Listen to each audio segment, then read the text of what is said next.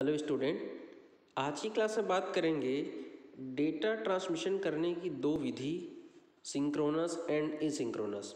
ठीक है, तो सिंक्रोनस और एसिंक्रोनस जो है डेटा ट्रांसमिशन करने की दो अलग अलग मेथड है और इनके बीच में कंपैरिजन मतलब difference between synchronous and asynchronous mode करके क्वेश्चन भी आता है। इसको शॉर्ट फॉर्म में ATM भी कहा जाता है। एसिंक्रोनस को एसिंक्रोनस ट्रांसफ़र मोड कहा जाता है। ठीक है, तो आपके सिलेबस में जो है सिर्फ ATM के बारे में ही डिस्कस किया गया है। ये देखिए, मैं आपको सिलेबस दिखा देता हूँ। ATM लिखा हुआ यही है आपका एसिंक्रोनस ट्रांसफ़र मोड। बट आपको एसिंक्रोनस के साथ साथ सिंक्रोनस भी जानना जरूरी है और दोनों के बीच में डिफरेंस भी जानना जरूरी है। क्लियर है क्या? तो चलिए क्लास स्टार्ट करते हैं। उससे पहले यदि चैनल को सब्सक्राइब नहीं किया है तो सब्सक्राइब करके बेल आइकन को प्रेस जरूर कर दीजिएगा। चलिए देखते हैं कि सबसे पहला सिंक्रोनस।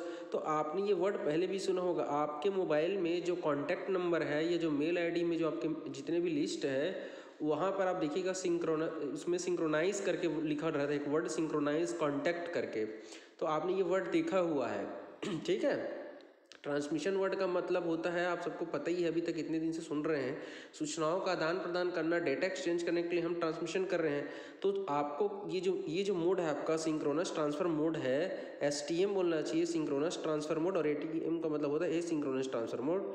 तो यहाँ पर ये कुछ टर्म्स एंड कंडीशन ये है कि मान लीजिए आप सेंडर हो और आप रिसीवर हो, तो डेटा एक्सचेंज करना चाह रहे हैं, आप यदि सूचनाओं का आदान प्रदान करना चाह रहे हैं तो डेटा ट्रांसफ़र करने से पहले आप दोनों के बीच में कम्युनिकेशन होगा, कुछ नियम होगा, कुछ रूल्स बनाएंगे आप लोग कि डेटा आदान प्रदान कैसे करना है। ठीक है, तो सिंक्रोनस ट्रांसफ़र क्या ट्रांसमिशन में डेटा ट्रांसफर करने का एक मेथड है जिसके अंतर्गत सेंडर और जो रिसीवर होता है वो दोनों एक दूसरे से क्या करते हैं, सिंक्रोनाइज करते हैं। उसके बाद ही डेटा को जो भेजना जो है वो स्टार्ट होता है। फिर उसके बाद जो डेटा है कंटिन्यूसली सिग्नल के फॉर्म में भेजा जाता है। डेटा किस फॉर्म में रहेगा, तो सिग्नल के फॉर्म में रहेगा, आगे और भी बताऊंगा मैं। लेकिन नियम क्या है कि जब तक सेंडर और रिसीवर एक दूसरे से एक नियम नहीं बना लेंगे कि डेटा कितनी मात्रा में भेजना है, कितना डेटा भेजना है, कब तक भेजना है, ये सभी क्या रहता है, पहले से ही प्री डिफाइंड रहता है। ठीक है, तो सिंक्रोनस डेटा ट्रांसफर में सेंडर तथा रिसीवर के बीच कम्युनिकेशन स्टार्ट करने से पहले कुछ टाइम लेते हैं। वो जो टाइम इंटरवल रहता है उस दौरान इसी चीज़ के बारे में चर्चा की जाती है कि डेटा ट्रांसमिशन का मेथड क्या होगा, क्या टाइम इंटरवल होगा, कितने समय तक भेजा जाएगा, कितनी मात्रा में डेटा भेजा जाएगा, ये सभी चीज़ें इसमें ये जो समय लेता है डेटा ट्रांसफर करने से पहले, उस समय को हम वेटिंग टाइम कहते हैं। वेट कर रहा है वो डेटा सेंड करने से पहले, सेंडर और रिसीवर भी दोनों जो इंतजार कर रहे हैं एक दूसरे के लिए, वो हम क्या कहें, उसको हम वेटिंग टाइम कहते हैं। और जो वेटिंग टाइम होता है डेटा एक्सचेंज करने के लिए कुछ जरूरी पैरामीटर, जिसको मैंने रूल्स कहा ना, वही रूल्स जो है पैरामीटर सेट किया जाता है एवं डिसाइड होता है कि सेंडर और रिसीवर में से कौन डेटा ट्रांसफर करेगा, और कौन उसको कंट्रोल करेगा। दोनों में टाइमिंग सेट की जाती है, दोनों कितने मात्रा में डेटा सेंड करेगा, स्टार्ट और एंड कैसे पता चलेगा कि हाँ भाई ये पहला डेटा सेंड हो गया, पहला पहुंच गया, अब दूसरा भेजेगा। साथ साथ ट्रांसफ़र करने के लिए जो समय रहेगा, जो क्लॉक रहेगा, जो उसको रिसेट किया जाता है, जैसे कि स्टॉप वॉच वगैरह होता है ना, है नहीं, वैसे ही। तो जिसके लिए वो सभी के सभी क्या करते हैं, डिसाइड करते हैं। और जो कम्युनिकेशन होगा बिल्कुल रियल टाइम कम्युनिकेशन होगा। फिक्स जो समय रहेगा, जैसे 5 सेकंड ही कम्युनिकेशन होगा तो 5 सेकंड ही होगा। यदि समय दे दिया गया कि 10:05 और 6 सेकंड में ही शुरू होगा, तो मतलब बिल्कुल फिक्स रहेगा, उससे ना पहले ना उसके बाद किसी प्रकार की गलती होने की कोई गुंजाइश नहीं होती। ये होता है सिंक्रोनस ट्रांसमिशन। जैसे कि आप लोगों को एक और उदाहरण बताता हूँ। जैसे बैलेंस होता है ना, बैलेंस, जैसे आप लोगों को यदि कार वगैरह ड्राइव करते होंगे या पता होगा आपको, तो दोनों को अलाइनमेंट होता है। जो आपके जो व्हील्स रहते हैं उसका अलाइनमेंट होता है ना, दोनों जो पहिए हैं उसका अलाइनमेंट सेम होना चाहिए। उसी प्रकार से यहाँ पर दोनों जो सेंडर और रिसीवर उनके बीच बैलेंस होना जरूरी है। ठीक है क्या? तो ये जो थर्ड वाला पॉइंट बेटा उसको अच्छे से देखना, एक एक चीज़ को मैंने यहाँ पर लिख दिया है। डिसाइड करना कि कौन डेटा को पहले सेंड करेगा, क्योंकि देखिए जो नोड होता है उसमें ट्रांसमिशन में क्या होता है, सेंडर भी डेटा जैसे फुल डुप्लेक्स में होता है ना जी, दोनों डेटा सेंड और रिसीव कर सकते हैं। तो A to Z सभी के सभी क्या होता है, पहले से ही फिक्स रहता है कि कितनी मात्रा में कब कैसे। ठीक है क्या? तो इस प्रकार से जो सिंक्रोनस ट्रांसमिशन होता है एक फिक्स इंटरवल में ही, फिक्स इंटरवल का मतलब एक निश्चित समय जो अंतराल रहता है उसी के दौरान, जो प्री डिफाइन पहले से ही निर्धारित जो समय अंतराल रहता है उसी के दौरान ही क्या होता है, सिग्नल को भेजा जाता है। बहुत ही ज़्यादा टाइम सेंसिटिव डेटा, जैसे कि जो VoIP लिखा हो ना, ये होता है बेटा वॉइस ओवर इंटरनेट प्रोटोकॉल। जो कम्युनिकेशन होता है, जैसे हम लोग जैसे बात करते रहते हैं तो रियल टाइम होता है ना कम्युनिकेशन हमारा। जैसे मैं बोलता हूँ और वहाँ क्या हाल चाल है, तुरंत उधर से पता है सब बढ़िया, पढ़ाई लिखाई कैसे चल रही है। ऐसा तो नहीं कि मैं बोलता हूँ हेलो कैसे हैं आप, फिर 5 मिनट बाद आप सोच के जब मैसेज पहुँचेगा तब बोलते हैं कि नहीं, 5 मिनट बाद आपका रिप्लाई आता है कि नहीं हाँ भाई हम ठीक है, ऐसा नहीं। तो ये होता है टाइम सेंसिटिव डेटा।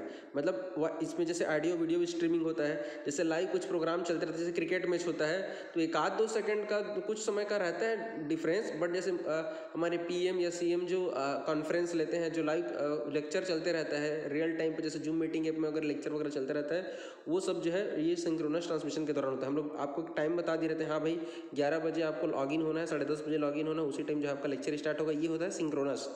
क्लियर है क्या?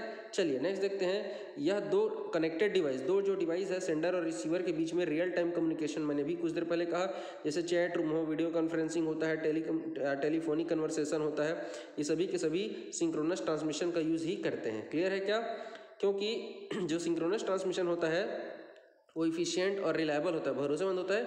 यहाँ पर यूज़ किया जाता है जहाँ पर लार्ज अमाउंट ऑफ डेटा को क्विकली ट्रांसफ़र करना हो। मतलब जब आपको ऐसा रहता है कि डेटा को पहुँचना बहुत ज़्यादा इंपॉर्टेंट रहता है, बहुत भरोसेमंद, यदि आपको ऐसा है कि 5 MB का डेटा और 5 MB ही पहुँचे, किसी प्रकार का डेटा का लॉस ना हो, उस स्थिति में जो है हम लोग सिंक्रोनस ट्रांसमिशन का प्रयोग करते हैं। क्लियर है क्या? और यहाँ पर जितने भी आपके जो डेटा रहते हैं वो क्या होते हैं, वो उसको एक एक कैरेक्टर के रूप में नहीं भेजा जाता है, हम उसको ब्लॉक करके क्या करते हैं, उसको ट्रांसफ़र करते जाते हैं। ठीक है, मैं दोनों का जब कंपैरिजन करूंगा सिंक्रोनस से सिंक्रोनस का इस लेक्चर के लास्ट में, वहाँ पे और अच्छे से जो चीज़ें यहाँ पे छूट गई उसको मैं एक्सप्लेन करूँगा। तो ये देखिए इस प्रकार से सिंक्रोनस ट्रांसमिशन में सेंडर और रिसीवर है, ये क्या करते हैं, डेटा का फ्लो ये देख लीजिए, सेंडर भेज रहा है इस डायरेक्शन में हो रहा है, ऐसा मैंने बना दिया है।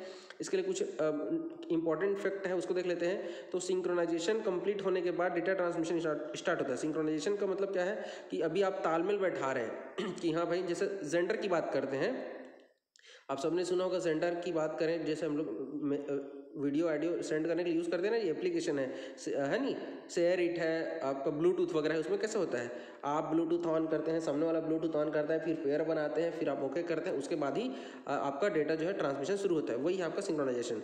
तो जब तक सिंक्रोनाइजेशन कंप्लीट नहीं होगा तब तक आप डेटा सेंड नहीं कर सकते। एक बार सिंक्रोनाइजेशन कंप्लीट होगा उसके बाद आप डेटा ट्रांसमिशन स्टार्ट कर सकते हैं।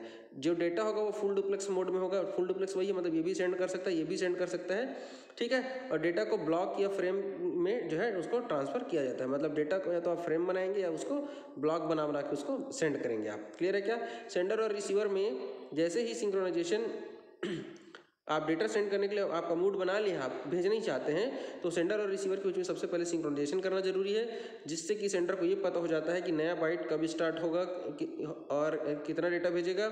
और एक चीज़ और मोस्ट इंपॉर्टेंट चीज़ है कि सेंडर और रिसीवर के बीच में किसी प्रकार का कोई गैप नहीं होता है। आप देख पा रहे होंगे, ये देखिए एक डेटा यहाँ पहुँचा, फिर ये दूसरा डेटा है, फिर ये तीसरा है, ये चौथा, ये पाँचवा और ये छठा है, लगातार डेटा जा रहा है, किसी प्रकार का कोई गैप नहीं है।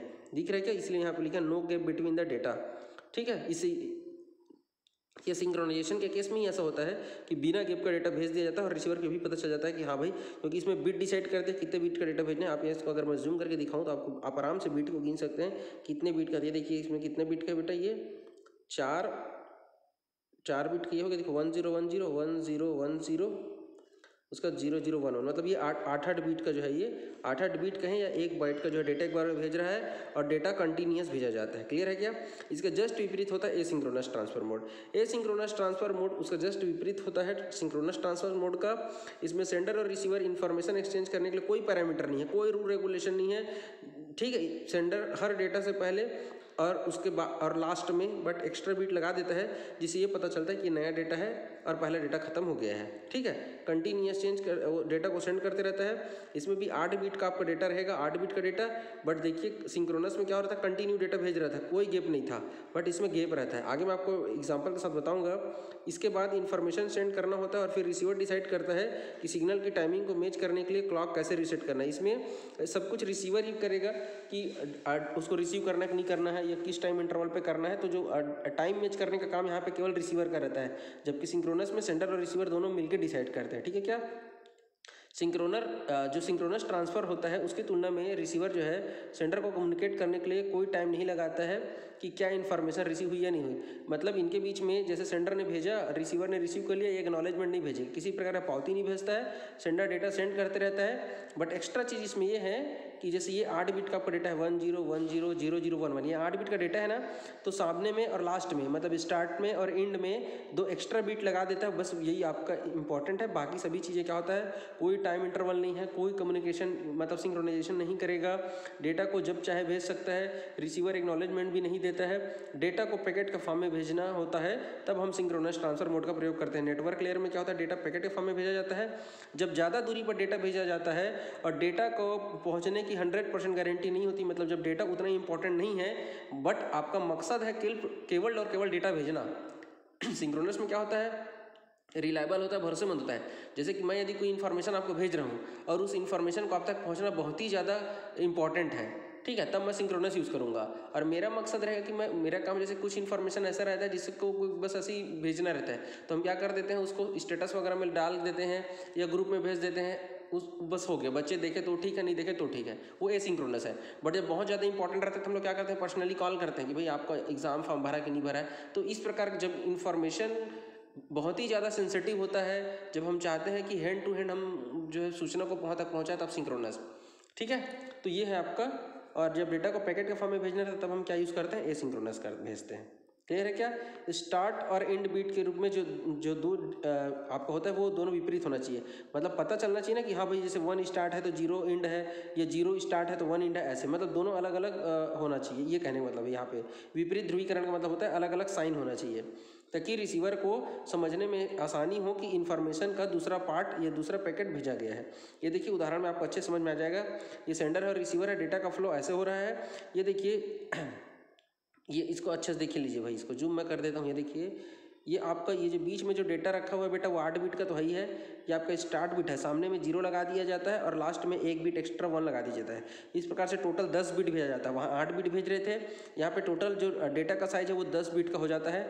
8 आपका डेटा, 1 आपका स्टॉप बिट और 0 आपका स्टार्ट बिट। इस प्रकार से जैसे ही डेटा पहुंचता है अपना रिसीवर के पास जाएगा तो वो सामने वाला एक बिट को हटा देता है, 0 देखते सामने में एक 0 को और लास्ट का 1 को हटा देता है और बीच वाला उसका डेटा होता है। यही उसका पहचान है कि 0 है मतलब वो स्टार्ट बिट है और 1 उसका एंड बिट है। तो हर कैरेक्टर को पहले और बाद में स्टार्ट और स्टॉप बीट का प्रयोग किया जाता है, किसमें, एसिंक्रोनस में। पूछ दिया जाएगा कि एसिंक्रोनस ट्रांसफर मोड में एक्स्ट्रा बीट लगाते हैं, उसको क्या कहते हैं, तो जो सामने रहता है उसको स्टार्ट बीट कहते हैं, और आपका जो है स्टार्ट बीट को 0 से डिनोट किया जाता है, और लास्ट में एक बीट रहता है उसको स्टॉप बीट कहते हैं, वो 1 से डिनोट किया जाता है, ठीक है क्या। और प्रत्येक पैकेट के बीच में देखिए बेटा गैप रहता है, जबकि सिंक्रोनस में क्या होता है, गैप नहीं रहता है। क्लियर है क्या। कैरेक्टर के बीच में स्पेस कॉमन होता है। देखिए स्पेस जैसे मान लीजिए यहाँ पे एक स्पेस है तो यहाँ पे भी एक स्पेस होगा, यहाँ पे भी स्पेस होगा, कभी भी स्पेस को कम ज़्यादा आप नहीं करेंगे।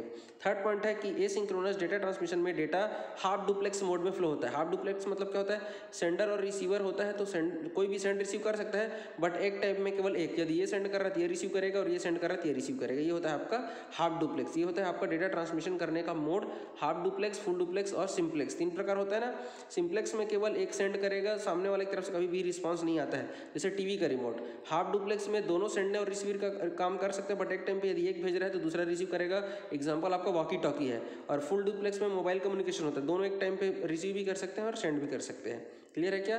तो लास्ट पॉइंट देखिए क्या लिखा है, सेंड किया जाने वाला कैरेक्टर का बीट 8 बिट का होता है। इसमें पैरिटी बीट भी ऐड की जाती है, एक स्टार्ट के लिए और एक स्टॉप के लिए। तो इस प्रकार से टोटल कितने बीट का हो जाता है वो, मतलब एक जब पैकेट बनता है वो कितने बीट का हो जाता है, 10 बीट का हो जाता है। क्लियर है क्या। इन दोनों के बीच में अंतर देख लीजिए। मोस्ट इंपॉर्टेंट ये 4 पॉइंट मैंने यहाँ पे लिखा हुआ है, उसको ध्यान से सुनिए। सिंक्रोनस में डेटा फ्रेम के फॉर्म में होता है, जबकि एसिंक्रोनस में डेटा पैकेट के फॉर्म में होता है, ठीक है ना। फ्रेम होता है डेटा लिंक लेयर में और पैकेट होता है आपका नेटवर्क लेयर में। सिंक्रोनस ट्रांसमिशन में सेंडर और रिसीवर के बीच में क्लॉक सिग्नल की जरूरत होती है। जब तक क्लॉक सिग्नल आप फिक्स नहीं करेंगे तब तक डेटा ट्रांसमिशन स्टार्ट नहीं होता है। यहाँ पर एसिंक्रोनस में सेंडर और रिसीवर को क्लॉक सिग्नल की जरूरत नहीं होती है। डेटा के साथ एक पैरिटी बीट लगा दिया जाता है, 0 और 1। वही पहचान रहता है कि डेटा का मतलब शुरुआत कहाँ से हो रहा है और डेटा एंड कहाँ पे हो रहा है। सिंक्रोनस में डेटा ट्रांसमिशन का रेट जो है सिंक्रोनस की तुलना में स्लो होता है, क्योंकि देखिए इसमें गैप भी रहता है, उसमें कंटिन्यू जाते रहता है। 8-8 बिट का रहता है तो जल्दी पहुंच जाता है जी। जबकि एसिंक्रोनस में क्या होता है, ये 10 बिट का रहता है, इसके अलावा उनके बीच में गैप भी रहता है। तो ये थोड़ा सा एसिंक्रोनस का जो स्पीड है वो क्या रहता है, थोड़ा सा स्लो रहता है। सिंक्रोनस की तुलना में।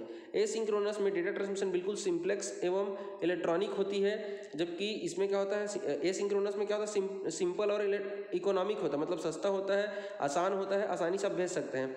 जबकि सिंक्रोनस ट्रांसमिशन क्या होता है, थोड़ा सा कॉम्प्लेक्स और महंगा होता है। कॉम्प्लेक्स और महंगा इसलिए कह रहा है कि भाई देखिए, आप उन दोनों के बीच में पहले क्या करेंगे, सिंक्रोनाइजेशन करेंगे, दोनों के पास समय अंतराल, दोनों फिक्स समय पे क्या होना चाहिए, लॉगिन होना चाहिए, दोनों एक दूसरे से डायरेक्ट कम्युनिकेशन करना चाहिए, जुड़े हुए होना चाहिए। तो उसमें क्या होता है, थोड़ा सा महंगा रहता है और थोड़ा सा जटिल रहता है। क्लियर है क्या? तो ये मोस्ट इंपॉर्टेंट क्वेश्चन है, ये क्वेश्चन कई बार आया हुआ है। यदि एटीएम बस पूछेगा तो एटीएम को लिखिएगा, दोनों में डिफरेंस पूछेगा तो दोनों को लिखना और थोड़ा सा अंतर भी लिख देना। वीडियो पसंद आया तो लाइक करना, कमेंट करके बताना वीडियो कैसा लगा। मिलेंगे नेक्स्ट लेक्चर में। वीडियो देखने के लिए बहुत बहुत धन्यवाद। जय हिंद, जय भारत।